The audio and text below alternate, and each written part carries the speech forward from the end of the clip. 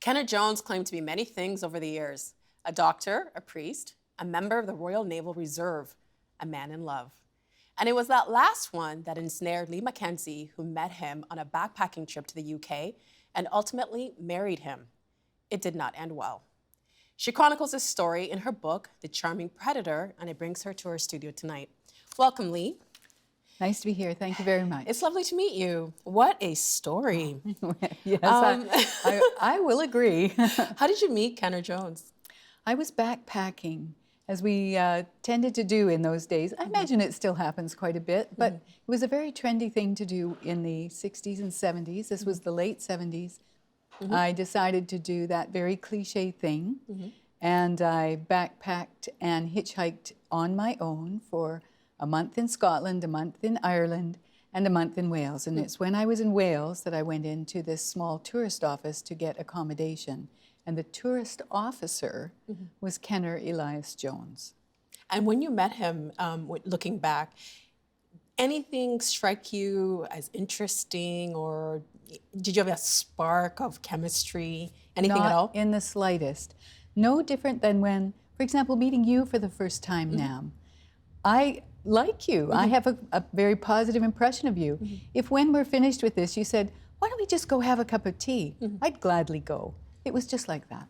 And so initially, Kenner suggests that you come back, because you left, and then you came back, and he said, come stay with me and my mother. And you spent time with his mother, and she told you about his childhood. What did she say about Kenner? Well, she talked about herself first, and how she came to be married, and then Kenner comes into the picture, and then she raises Kenner very much as a single mother. This was a very sad woman. Well, the first thing that she does when you show up to her doorstep is she cries, like she's bawling. Yes, she is, yes. Didn't that strike you as odd? It's funny, isn't it? Because in hindsight, of course, and looking back now, of course, but the young woman who walked through the door brought with her her own ideas of what you do if you see a woman in distress. You would go over, you'd put your arms around her, and you'd say, can I help you? That's really what happened. It didn't dawn on me. I mean, yes, of course it was peculiar, but it didn't dawn on me that it was a signal of anything other than I'd walked in at a moment when a woman with a heartbreak had fallen apart at that time, and I happened to be there, and maybe I could comfort her. And you stayed with them for a week, 2 weeks? About a week, About a week. What did you find out about Kenner during that time? Well, I found out more actually about his circumstances of growing up than really about him. He was a very intelligent child, loved school, this sort of thing. But the circumstances surrounding his upbringing were very unusual to me. What was unusual? His mother and his grandmother clashed like they were the clash of the titans. They hated each other. But in those days, there was no support system for her other than to live with the grandmother. The father had died. Kenner's mom was a single mother, yeah? Yes. The father had died shortly after Kenner was born. Now, in those days, there were two major religious factions in Wales, especially in North Wales. You were either church or you were chapel. Church was Church of England, chapel was Methodist. And ne'er the twain shall meet. And Primrose was church, and Kenner's grandmother was chapel, and they didn't get along. They didn't get along for a lot of reasons, but that was one of them. It was instant friction. And so in this home that was full of friction anyway, the grandmother, from what I could tell from what Primrose told me, had lost 3 children already and was probably very emotionally damaged from that and wanted Kenner for herself in some way. How do you think that affected him, this battle between the grandmother and the mother? I know that he was not allowed to have free time. He was made to do schoolwork and help around the house. He wasn't allowed to have children come visit him in the house, and he wasn't allowed to go and visit other children. The grandmother was very strict, but in the midst of that, absolutely adored and worshipped this child. And the mother was gone working as much as she could only support him and give him the best life she could in her own way. But she felt very, very constricted because she was under the roof of someone else. and felt she had to abide in many ways by those rules and the way that the life was going to be lived. But early on, you also had a sense about Kenner that was unsettling. When did that kick in? For me? For you, yeah. There's a little scene in the book where we go for a walk in the rain. And it's wet and cold, and the rain's dripping off the leaves and off our jackets, and he's walking ahead of me. And he turned to look at me. You know when the hood of your coat is stable and your head moves, you lose half of your face in the hood. Do you know what I mean? So he turned and looked, and half of his face was visible to me. And that was sort of strange except that the look on his face was unearthly. I want to ask you about that look, but could you read the passage from your book? We walked quietly in the rain for about an hour. I remember looking at him walking in front of me and wondering, as I had earlier that day, if I could see myself here with this person. He wasn't physically attractive to me, but he was charming, intelligent, entertaining. So what was it that made me feel unsettled? I didn't know. So you can't place that look, huh? Well, I can certainly see it, and I can see it there, but... It made you feel how? It was creepy. It was like a creepy energy just jumped the gap. And it was startling, it was so creepy. He had this smile on his face that was almost like a spider with realizing that something's caught in the web. But it's dark, and it's raining, and I'm uncomfortable. And I didn't know whether to give enough credibility to my instincts or whether I was being dramatic and overwhelmed by the circumstances kind of thing, by the moment, inventing a drama that wasn't actually there. With hindsight, do you think you knew there was something wrong in that instant? Absolutely, yes. But I didn't listen. And you say that you weren't physically attracted to him, but he made you feel something. What did he make you feel? Well, that came a lot later in our relationship. Initially, he was friendly, fun, entertaining, good company. What he offered later, through the letters that he wrote to me and we wrote back and forth. While he was in jail? Yes, was love.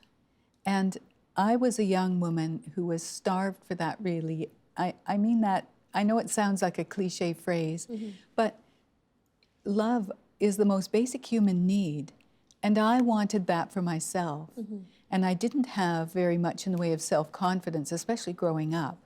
And so if it was being offered, I was going to accept it. But although he wasn't physically attractive to me, especially in the very beginning, that's not what moves me. What moves me about a person is I can fall in love with their heart and their mind and their character and who they are and the kind of life that they're offering to me. So it didn't spook you that he was in jail? No, it didn't. I thought he had made a stupid mistake. Why was he in jail? He said... What he said and what was true. Two different things. Okay, yeah. He said? Yes.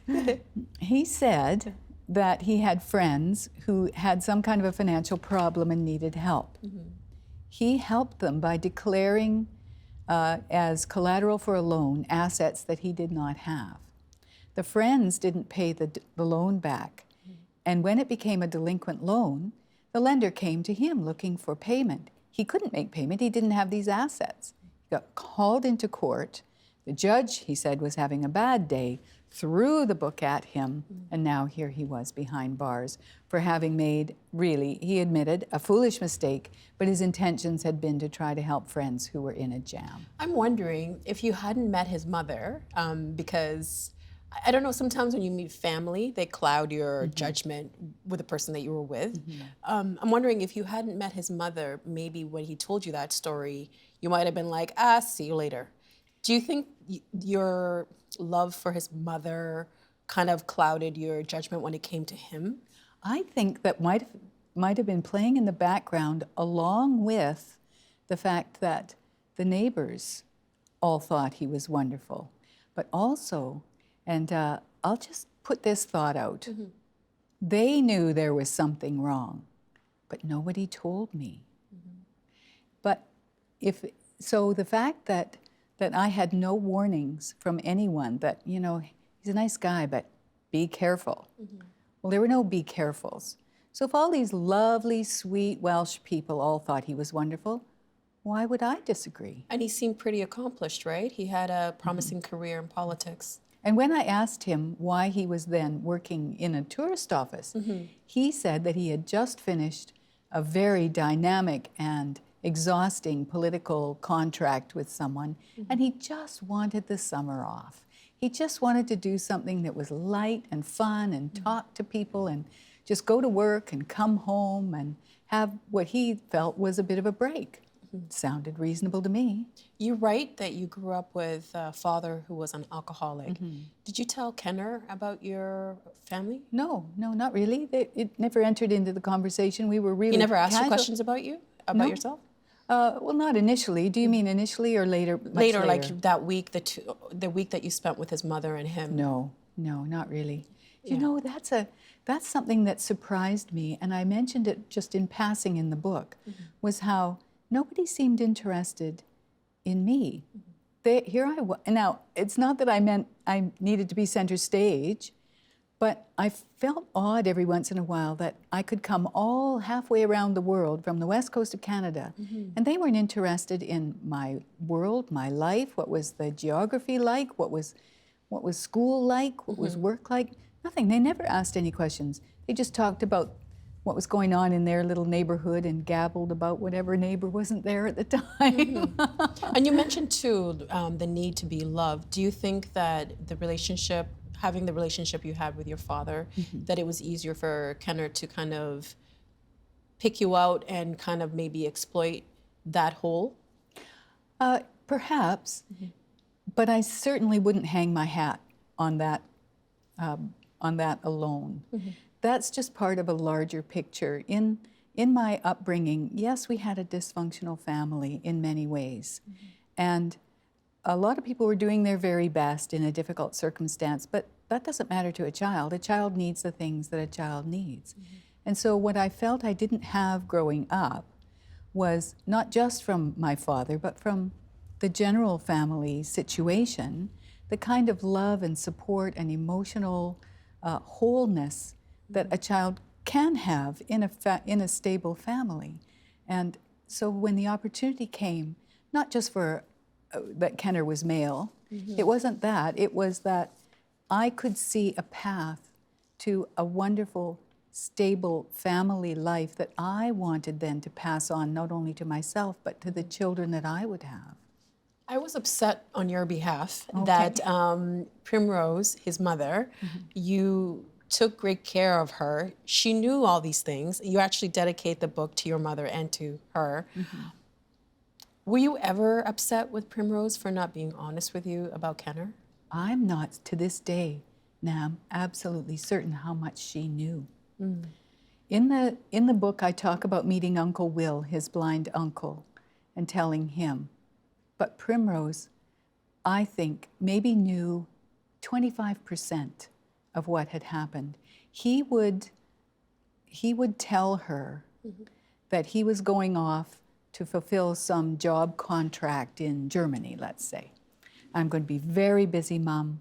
I won't be home for a couple of years. Don't try to reach me because I won't have time. And as soon as the contract is complete, I'll come home. That contract was jail time. Yes. And she was telling the neighbors how wonderful her son was and so talented, and he was wanted in this particular job, and she was so proud of him. And then she believed him. And then he would come home and, well, he didn't have any money because he spent it all over there and so on. And all the time he hadn't been doing that. He was in jail. You're absolutely correct. So after Kenner comes out of jail, you go to visit him, and then he proposes. Yes. How did he propose to you? He proposed twice. He proposed first when I first got off the plane, and we went to Selfridges, which is a wonderful department store in Great London. sandwiches. They have some pretty cool department stores, I must say. And we're sitting in this little circular booth, semicircular booth, and I don't know what to say to him, and he doesn't really know what to say to me. We're making kind of small talk, although the currents are obviously running. And I'm halfway with the cup of tea, And he says to me, "You're being very cruel, you know." I'm in a playful kind of way. "You're being very cruel." And I said, "What are you talking about?" And I thought, what have I done? I don't want to hurt somebody's feelings. He says, "You're making me wait," or something. And I said, "What are you talking about?" And he says, "You have to tell me when it's all right for me to ask you to marry me." And you're shocked, obviously. I was, except I knew it was coming. And later on, maybe a day later or the Yes. same evening, he says what to The you? next day, we go out to Walton-on-Thames, beautiful little place on the Thames, just outside of London, where he was living. We didn't go to where he was living. We went to a restaurant and then back to the train station so I could come back into London. And under a shady avenue, he got down on one knee and proposed. But you were ready. You had your doubts. Do you feel like he bullied you into saying yes? No, I feel like it was fast, but really, we can dither forever or we can get on with it, you know. Can you read another passage from us, Certainly, please? happily. And this is about married life and the lies that continue. Oh. You've chosen some very interesting little moments. I don't think you were spoiled. I mean, you had trouble. There's lots to choose from. You know what I'm trying to say. Yes.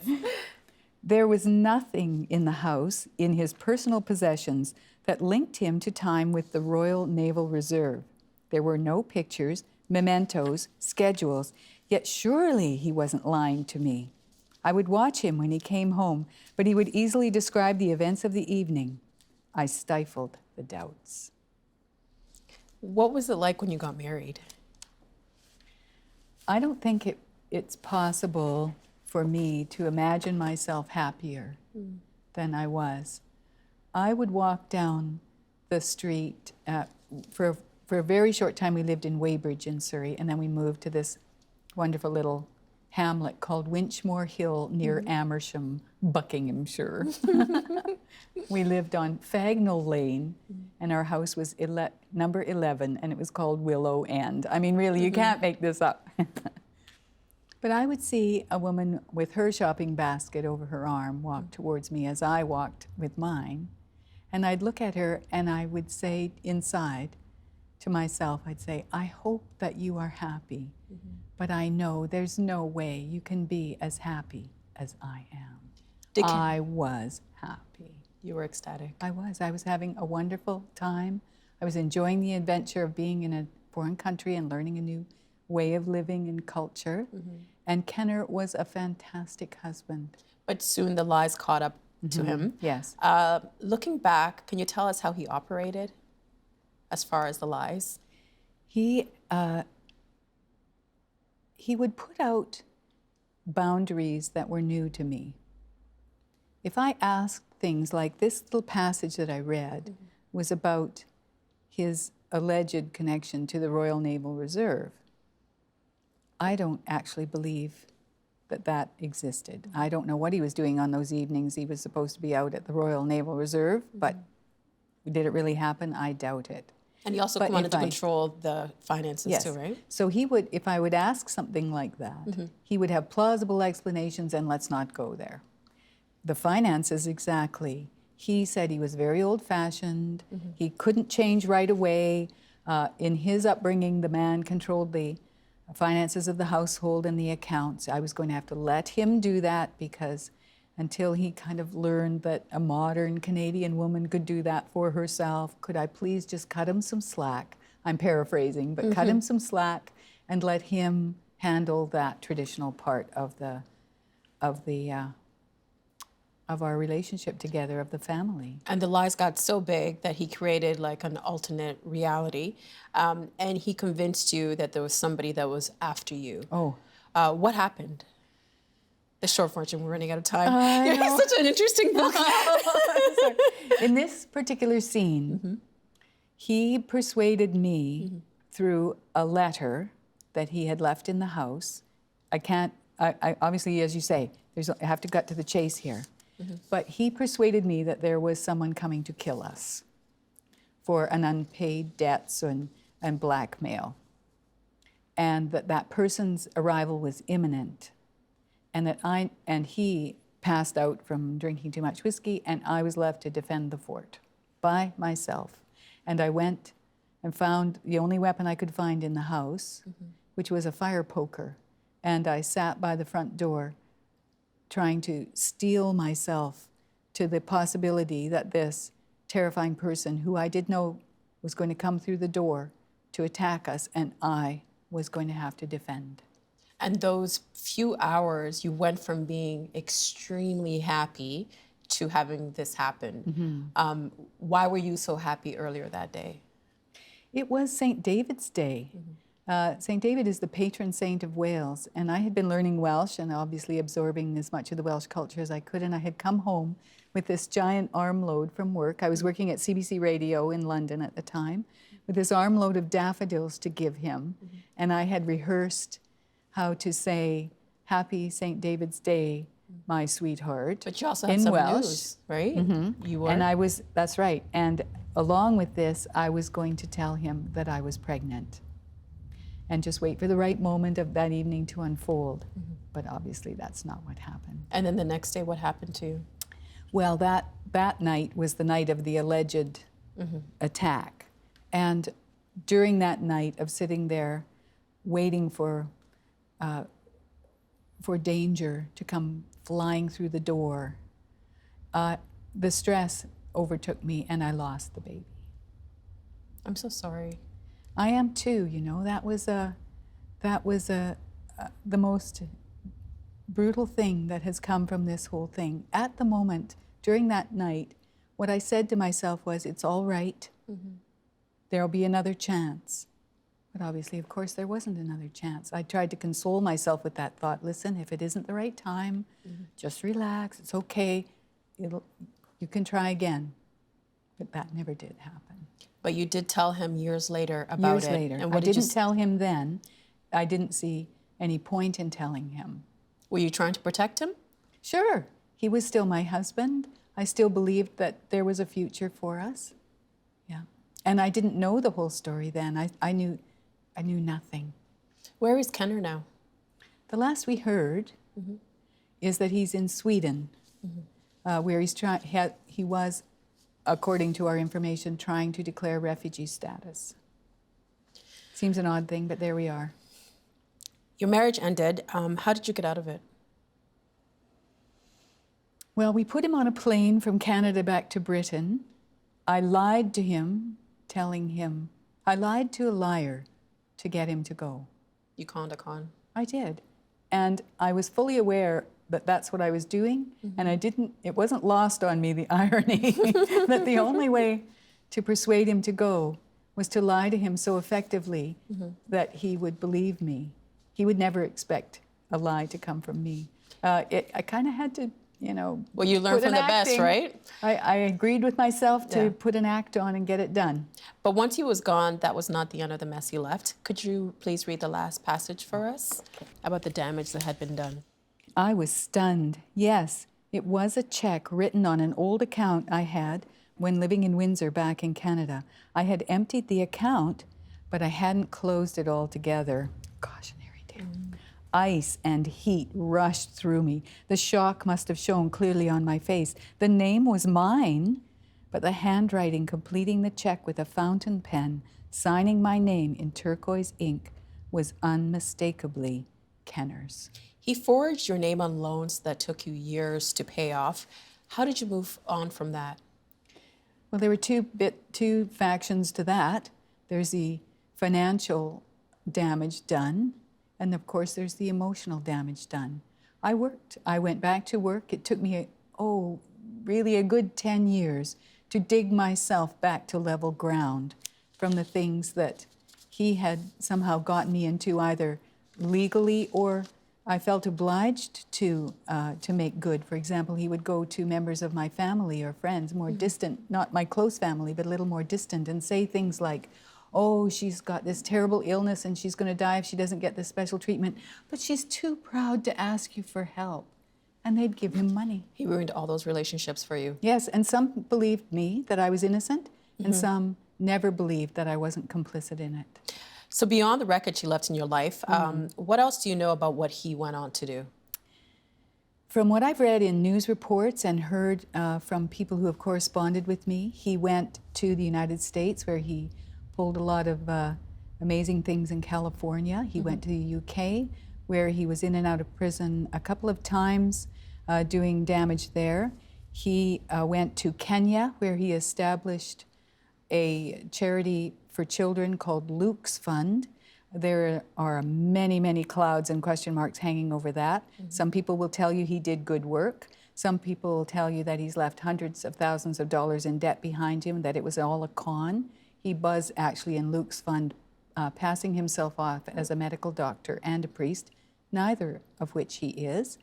Then he went to Europe. He has left a trail of destruction behind him in Portugal, Spain, Belgium, the Netherlands, and who knows where else that we haven't heard of.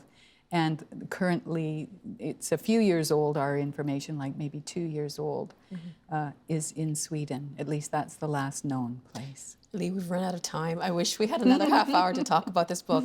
But can I just say that somebody who's gone through the things that you've gone through, no one would be surprised if they became hardened and very standoffish and not kind. But you've maintained who you are as an individual throughout it. So, you know, thank you. I think that's Thank amazing. you. We have to forgive ourselves if we stumble and fall. Exactly. And we all make mistakes, right? And we learn from it. Thank you so much for being here, and congratulations on the book. My pleasure. Thank you. Help TVO create a better world through the power of learning. Visit TVO.org and make a tax-deductible donation today.